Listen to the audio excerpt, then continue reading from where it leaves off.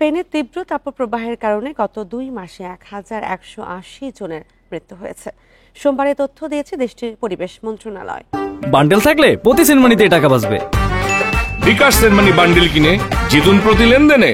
এক বিবৃতিতে মন্ত্রণালয় জানিয়েছে 16 মে থেকে 13 জুলাইয়ের মধ্যে এইসব মৃত্যুর ঘটনা ঘটেছে। গত বছর একই সময় এই সংখ্যা ছিল 70 জন। এবারের প্রাণহানির বেশিরভাগই 65 বছরের বেশি বয়সী এবং অর্ধেকের বেশি নারী ছিলেন। তীব্র তাপপ্রবাহে সবচেয়ে বেশি ক্ষতিগ্রস্ত হয়েছে দেশটির উত্তরাঞ্চলবাসী।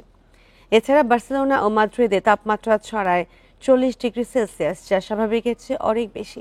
গত 2 মাসে 76টি রেড অ্যালার্ট জারি করা হয়।